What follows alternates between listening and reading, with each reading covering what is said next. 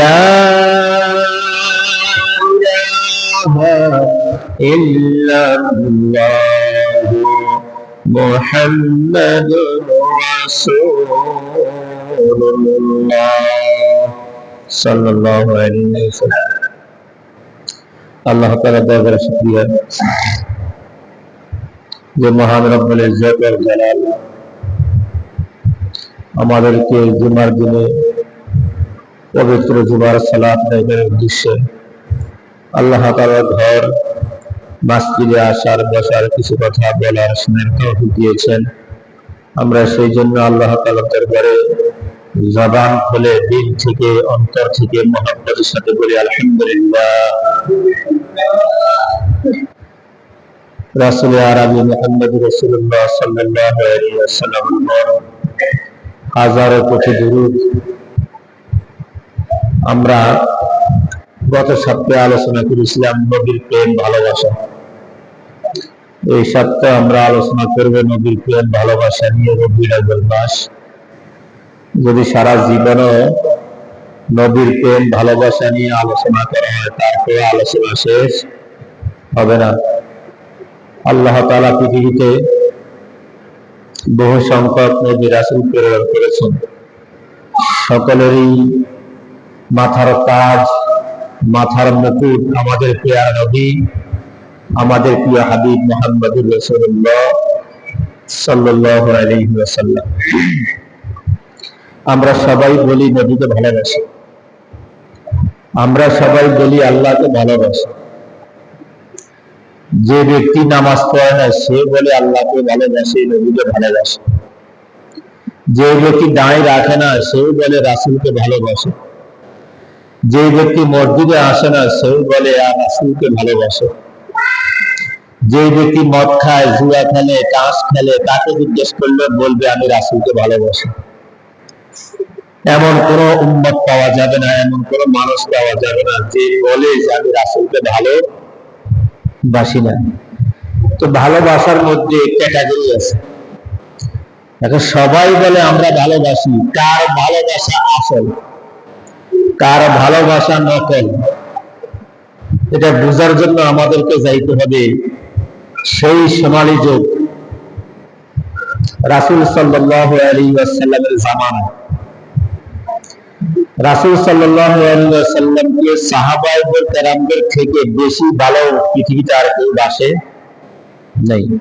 এখন আমরা যত নবী বলি আমি রাসূলকে ভালোবাসি, আমি রাসূলকে ভালোবাসি, আমি মদ খাই রাসূলকে ভালোবাসি, আমি জুয়াও খেলে রাসূলকে ভালোবাসি, আমি সিগারেট খাই রাসূলকে ভালোবাসি, আমি নামাজ পড়ি না রাসূলকে ভালোবাসি, আমি দাড়ি রাখি না রাসূলকে ভালোবাসি, যত ভালোবাসা আপনি বলেন, আপনার ভালোবাসার মানদণ্ড হবে সাহাবায়ে কেরামের মানদণ্ড। কাকে দিয়ে মাপা হবে? সাহাবায়ে কেরাম যেভাবে ভালোবাসছে আপনি যদি সেইভাবে ভালোবাসেন তাহলে ভালোবাসেন, আর নয় আপনি সব ফাঁকাবাজ। তো একজন আলেম রাসূলের মহব্বত নিয়ে কথা বলছিলেন। এক জুমা, দুই জুমা, তিন জুমা, চার জুমা, পাঁচ জুমা রাসূলের মহব্বত চলছে আলোচনা। তো ওই ব্যক্তি সহ্য হয় না, দাঁড়ায় গেছে একদিন, বলে হুজুর আপনি কি শুরু করছেন? আপনার কাছে কি আর কোনো আলোচনা নাই? হুজুর বলছে না আমার কাছে আর কোনো আলোচনা নাই, এই আলোচনায় আছে, এই আলোচনায় আছে। এই লোকটা বললে আপনি আলোচনা বাদ দেন, এই আলোচনা আর ভালো লাগে না। তো হুজুর বললেন আমি যে আলোচনা করছি নবীর প্রেম, নবীর মহব্বত, নবীর ভালোবাসা, সাহাবায়ে কেরাম তো রাসূলকে ভালোবাসছেন, রাসূলকে ভালোবেসে জীবন দিয়েছেন। তুমি কি জীবন দিতে পারিবে রাসূলের জন্য? এই লোকটা জবাব দিল আমি যদি রাসূলের জামানা হইতাম তাহলে আমি ঠিকই রাসূলের জন্য জীবন দিতাম। এখন হুজুর কি জবাব দিল? এই জন্য তো আল্লাহ তোমার এই জামানায় পাঠায় না, এই জামানায় পাঠাইছে।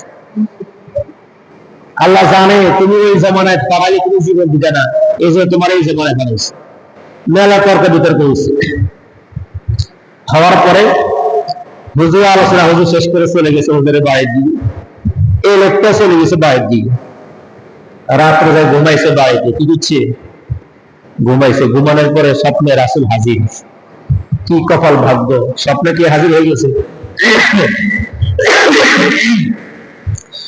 চারজন লোক স্বপ্নের মধ্যে হাজির হয়ে গেল।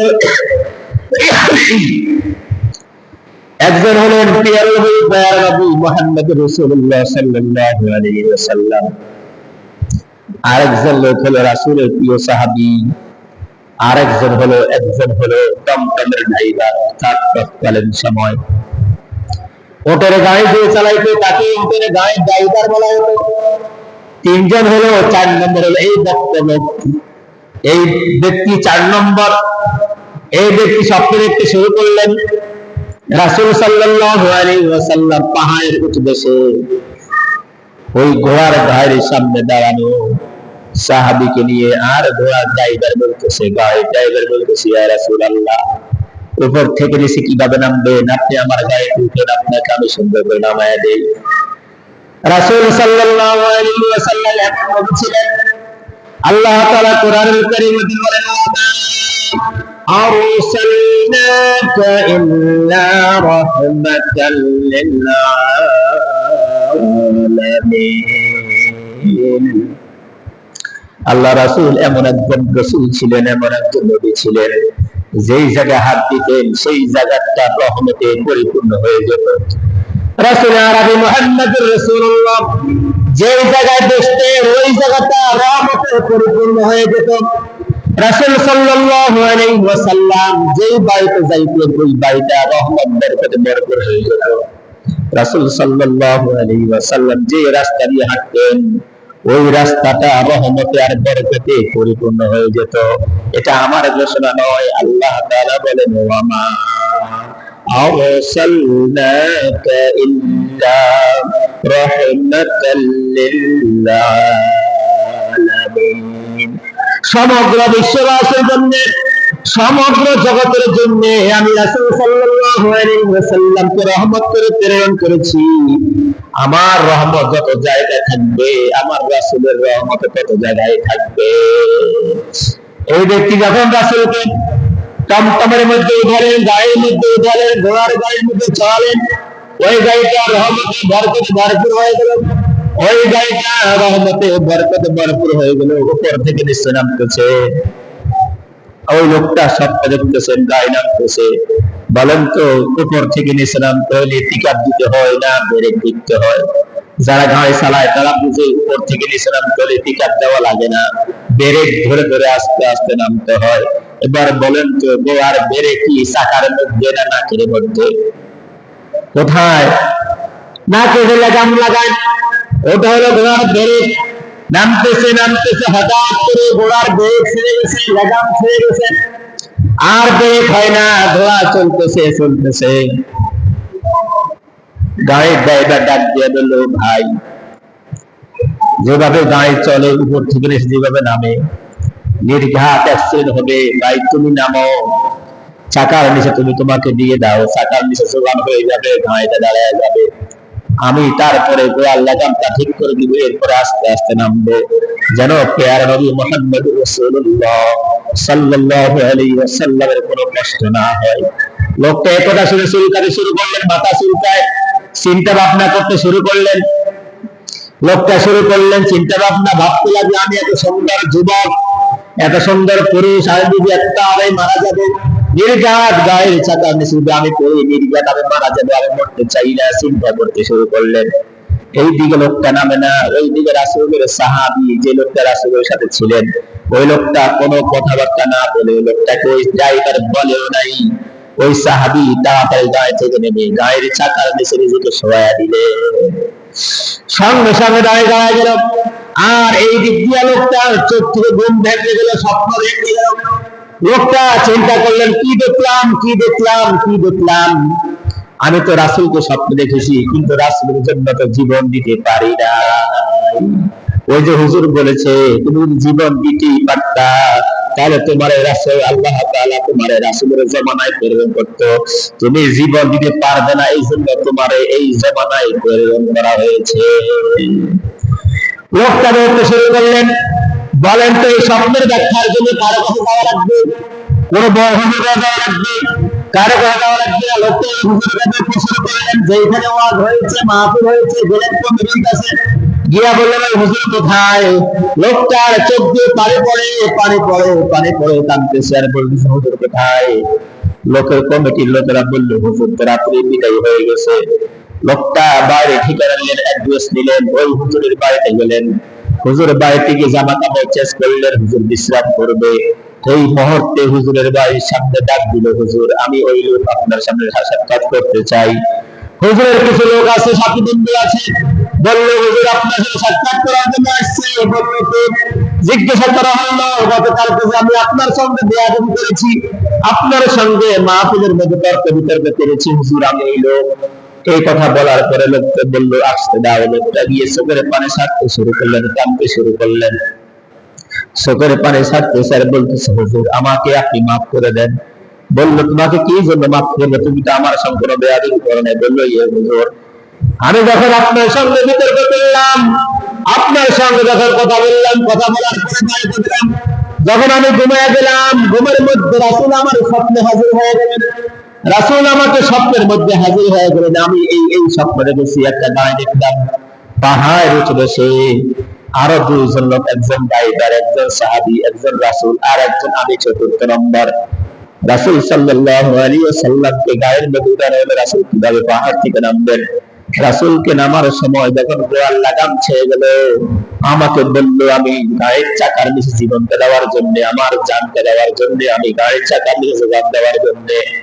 হুজুর আমি তো আমার জীবনের মায়া করে, আমি আমার সুন্দর জীবনের মায়া করে, যুবক জীবনের মায়া করে আমি তো জীবন দিতে পারি নাই।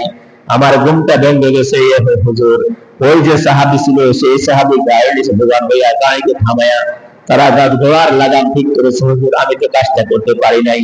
আপনি যে আমাকে বলেছেন আমি যদি জীবন দিতেই পারতাম, রাসূলের জামানায় জীবন দেওয়ার জন্য আমাকে আল্লাহ পাঠাইতো, এই জন্য আমি রাসূলের জামানায় জীবন দেওয়ার জন্য রাজি হইতাম না। আল্লাহ আমার এই জামানায় পাঠাইছে। হুজুর আপনি আমাকে বেয়াদবি মাফ করবেন। বললো আমার কাছে কোনো কিছু নাই, তুমি যার সঙ্গে বেয়াদবি করেছ তার কাছে মাফ চাও। যার সঙ্গে বেয়াদবি করছো তার সঙ্গে মাফ। এখনো তো আছে বহু মুসলমান ইমানের দাবিদার, হুজুরের ওয়াজ ধরে না। এরকম ভাবলে আসেনি, কথা কয় না, নাই। ও কি হুজুরে কি ওয়াজ করে, ওয়াজ ধরে না? বলেন তো রাসূল সাল্লাল্লাহু আলাইহি ওয়াসাল্লামের চেয়ে পৃথিবীতে বড় হুজুর আর কেউ আছে? আছে আর কেউ?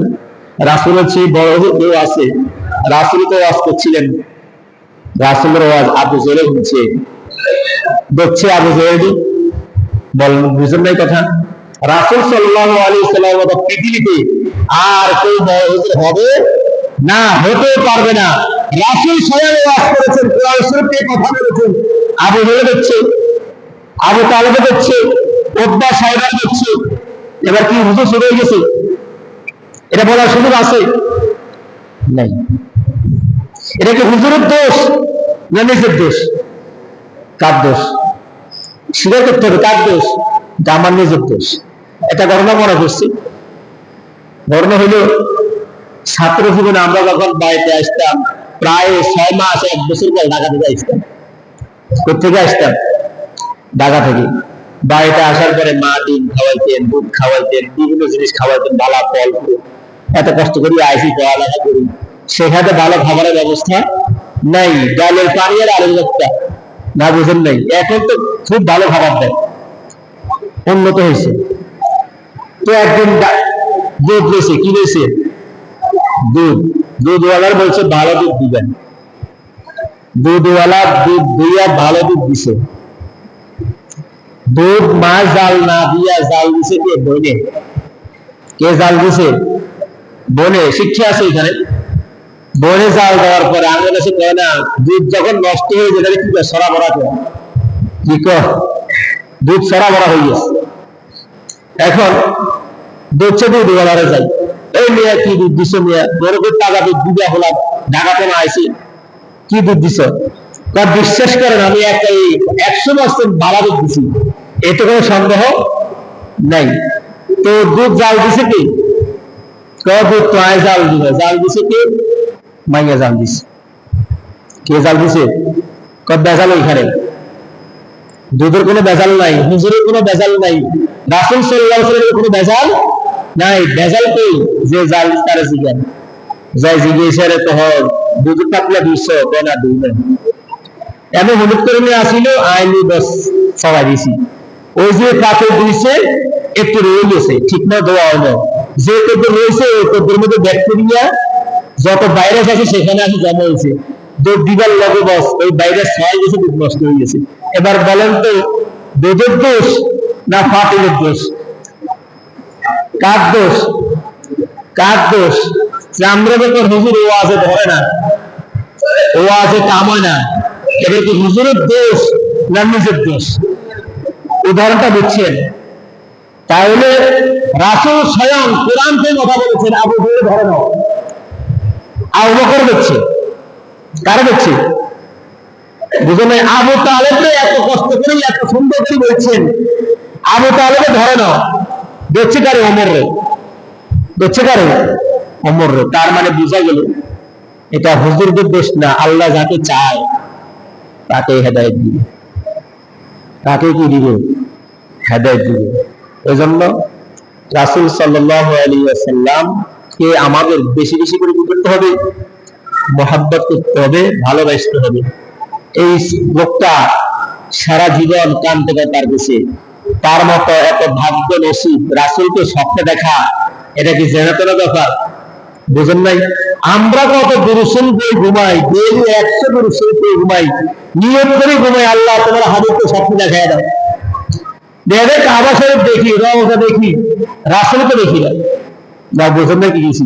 ওযু সহকারে ঘুমাই, একদিনও মিস নাই, ওযু ছাড়া ঘুমাই না, শুধু নিয়ত করে ঘুমাই, আল্লাহ তোমার হাবিবকে দেখায় দাও। আর আমরা তো বস খাইছি আর ঘুমিয়ে গেছি না। বুঝেন না কি কিছু? আর এই লোকটা কোনো আমল নাই, কিচ্ছু নাই, রাসূল বিদ্বেষী, হুজুর বিদ্বেষী, কোরআন বিদ্বেষী। এই লোকটা রাসূলকে স্বপ্নে দেখছে, কি ভাগ্য ভালো, রাসূলকে স্বপ্নে দেখার পরেও কাজে লাগাইতে পারে না।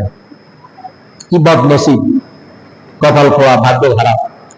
এই জন্য রাসূলকে মহব্বত করতে হবে। রাসূলের মহব্বতে আলোচনা না করলে আমাদের বুঝে আসবে না। একদিন বেলাল রাদিয়াল্লাহু তাআলা ফজরের নামাজে আমরা আযান দেই, 5 ওয়াক্ত নামাজে আমরা যখন আযান দিই আমরা বলি হাইয়া আলাস সালাহ, হাইয়া আলাল ফালাহ। কিন্তু বেলাল ব্যতিক্রম ধর্মী আযান দিলেন, বেলাল বললেন হাইয়া আলাল জিহাদ, হাইয়া আলাল জিহাদ। ব্যতিক্রম ধর্মী আযান দিলেন, সাহাবায়ে কেরাম শুনলেন, বেলাল কেন হাইয়া আলাল জিহাদ বললেন? সমস্ত সাহাবায়ে কেরাম বুঝে গেলেন রাসূল হয়তো ঘোষণা করেছে জিহাদের আহ্বান করা হয়েছে। সমস্ত সাহাবী গুড়গুড় করে ঘর থেকে বের হয়ে মদিনার সামনে হাজির হয়ে গেল। মশওয়ারা চলছে, নাম তালিকা করা চলছে, নাম লেখা চলছে। এই মুহূর্তে একজন মহিলা তার স্বামী যুদ্ধে গিয়া জিহাদ করতে গিয়ে তার সাথে দুনিয়া থেকে বিদায় হয়ে গেছে। তার স্বামীও নাই, বউ ছেলে নাই, ভাই নাই, ছেলে নাই। যখন বেলাল আযান দিলেন হাইয়া আলাল জিহাদ, হাইয়া আলাল জিহাদ, যখন বেলাল আযান দিলেন, ওই মহিলার চোখের পানি থেকে চোখ থেকে পানি পড়তে শুরু হয়ে গেল। বলল, আল্লাহ, আমার একটা বউ ছেলে নাই, আমার স্বামী নাই, আমার ভাই নাই। হাইয়া আলাল জিহাদ বলে বেলাল ডাক দিয়েছে, আমি কারে জিহাদের মধ্যে পাঠাবো? আমার কেউ নাই। এই মহিলা চোখ থেকে পানি ছেড়ে দিলেন। ছোট্ট 7 বছরের একটা ছেলে বাচ্চা। মহিলা চিন্তা করলো, আমার তার কেউ নাই, এই বাচ্চাকে নিয়ে রাসূলের দরবারে হাজির হয়ে গেলেন।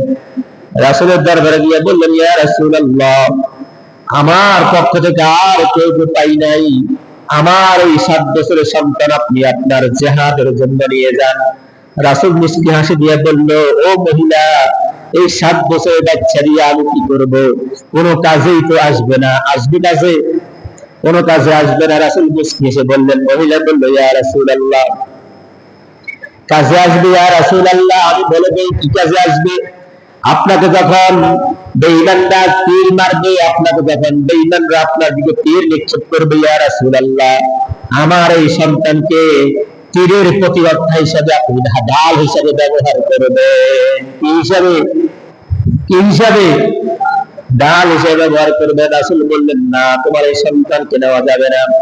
মহিলা চোখের পানি ছেড়ে বললেন, ইয়া রাসূলুল্লাহ, আমার ছেলে বাড়িতে পণ করেছে, শপথ করেছে, মা তুমি কেঁদো না, আমি তোমার এই শহীদের মা বানাবো, আর গাজীর মা বানাবো, এই ছাড়া আমি জিহাদের ময়দান থেকে আমি আসবো না। কেমন নবী প্রেম, নবীর মহব্বত, কেমন নবীর ভালোবাসা, 7 বছরের বাচ্চা। আর এখন যদি বলা হয় ডাক দেওয়া হয় কেতাবের যুদ্ধের ময়দানে, রাসূলকে অপমান করা হয়েছে, রাসূলকে গালি দেওয়া হয়েছে, রাসূলকে কটূক্তি করা হয়েছে, রাসূলের কাফন অঙ্কন করা হয়েছে, কে কে যাবেন, আমাদের সাথে কে যাবেন? যদি ডাক দেওয়া হয়, আমি তো নিজে যাব না, একজনও যেতে রাজি হবে না। বলবে আমার মেয়ে আছে, ছেলে আছে, পরিবার আছে, আমার ধন সম্পদ আছে, দোকান আছে, ব্যবসা আছে, আমার কাজকর্ম আছে, এগুলো করবে কি, আমি এখন যাই? কত চিন্তা ভাবনা শুরু হয়ে যাবে না, বুঝেন নাই? শুধু 3 দিনের জন্য তাবলিগে যাইতে বললি বোঝা যায়, সেখানে জীবন দেওয়া লাগবে না? জীবন দেওয়া লাগবে? তাবলিগে যাইলে ভালো ভালো খাবার পাওয়া যায়, মানুষের মেহমানদারি করে, সেখানে এত মেহমানদারি, ভালো ভালো খাবার, তারপরে করতে চায় না। ছেলেমেয়ের মহাব্বত, বাড়ির মহাব্বত, এলাকার মহাব্বত, সমাজের মহাব্বত, চাকরির মহাব্বত, ব্যবসা বাণিজ্যের মহাব্বত, ভালোবাসা, এই সব বিসর্জন দিয়ে তাবলিগে 3 দিন সময় লাগাইতে আমরা রাজি হই না। আবার রাসূলের জন্য আমরা জিহাদ করব, রাসূলকে কটূক্তি করে গালি দেয়, আমাদের কুচ্চা আসে, এই হলো আমাদেরকে ভালোবাসা। এজন্য আমরা যদি বলি রাসূলকে কারা কারা ভালোবাসে, সবাই হাত ধরে আমরা ভালোবাসি, কিন্তু বাস্তবে কাছে গেলে বোঝা যায় কার ভালোবাসা কতটুকু আছে। না, বুঝেন নাই? ছোট্ট 7 বছরের বাচ্চার ভালোবাসা দেখেন। 7 বছরের বাচ্চা বলল, মা তুমি আমাকে রাসূলের কাছে নিয়ে চলো, আমি রাসূলের সাথে কথা বলবো। রাসূল যদি আমাকে নিতে না চায়, আমি বলবো, ইয়া রাসূলুল্লাহ, আপনি আমাকে ঢাল হিসেবে ব্যবহার করবেন, যেই দিক থেকে তীর আসবে ওই দিকে আমাকে তুলে ধরবেন, সমস্ত তীর আমার গায়ে দেখবে, আমার গায়ে এসে লাগবে, এতে কোনো আফসোস করব না। জীবনটা যদি 100 বার দেওয়া হয়, 100 বার ইয়া রাসূলুল্লাহ আপনার জন্য জীবন দিতে রাজি আছি, আপনি আমাকে জিহাদের ময়দান থেকে আপনি আমার নামটা বাদ দিবেন না। মায়ের চোখের পানি, ওই 7 বছরের বাচ্চার চোখের পানি রাসূল সাল্লাল্লাহু আলাইহি ওয়াসাল্লাম বললেন, বাচ্চার নামটা লিখে নাও, যদিও আমাদের কোনো কাজে না আসুক, বাচ্চার নামটা লেখো। বাচ্চার নামটা লেখার জন্য আমি মুহাম্মদ সাল্লাল্লাহু আলাইহি ওয়াসাল্লাম বলি নাই, আল্লাহ তাআলা বাচ্চার মার কান্নাকারী রুনকারী দেখে, বাচ্চার চোখের পানি দেখে আল্লাহ তাআলা জিবরাইলকে পাঠিয়ে দিলেন, বললেন, জিবরাইল যাও, এত কান্নাকাটি করে যাওয়ার জন্য পেরেশান হয়ে গেছে, আমার রাসূলকে ছাড়বে না, যে রাসূলের কানে কানে বলো আল্লাহ তাআলা বলছে বাচ্চার নামটা লেখার জন্য। কার নাম? কার নাম? বাচ্চার নাম। রাসূল বললেন, ও আমার সাহাবী, দেরি করা যাবে না, আল্লাহ তাআলার নির্দেশ, এই বাচ্চার নাম তাড়াতাড়ি তোমরা খাতার মধ্যে সবার আগে লিখবা। বাচ্চার নামটা খাতার মধ্যে এন্ট্রি করা হলো। বাচ্চার মা বাড়ি নিয়ে চলে গেলেন, জিহাদের ময়দানে সবাই চলে গেলেন। বাচ্চা জিহাদের ময়দানে গিয়ে রাসূলের জন্য জীবনটা দিয়ে শহীদ হয়ে গেছে। এই হলো নবীর প্রেম, নবীর প্রতি মহব্বত, ভালোবাসা। আর যে আমার আপনার নবীর প্রতি মহব্বত, ভালোবাসা সৃষ্টি না হয়, তৈরি না হয়, কিয়ামতের ময়দানে নবীর শাফাআত, সুপারিশ আমাদের উপরে নসিব হবে না। আমরা তো নবীকে ভালোবাসি, আমাদের ভালোবাসা বললেই হবে না, আমাদের ভালোবাসা হতে হবে সাহাবায়ে কেরামদের মতো ভালোবাসা। কার মতো ভালোবাসা? কার মতো? এই জন্য সাহাবায়ে কেরাম নবীকে ভালোবেসেছেন, নবীকে ভালোবেসে দাড়ি লাগিয়েছেন, নবীকে মহব্বত করে ভালোবেসে নবীর যে ডেকোরেশন ছিল শরীরের মধ্যে, নবী যে রকম জামা পরেছেন, সাহাবায়ে কেরাম এই ধরনের জামাই পোশাক পরেছেন, পাঞ্জাবি পরেছেন, নবী মাথায় টুপি লাগিয়েছেন, সাহাবায়ে কেরাম মাথার মধ্যে টুপি লাগিয়েছেন, নবী যেইভাবে যেই কাজ করেছেন সাহাবায়ে কেরাম এইভাবে এই কাজ ওইভাবে অনুসরণ করেছেন, 1 ইঞ্চি 1 সুতাও এদিক সেদিক করে নাই। এটাকে বলে নবীর মহব্বত।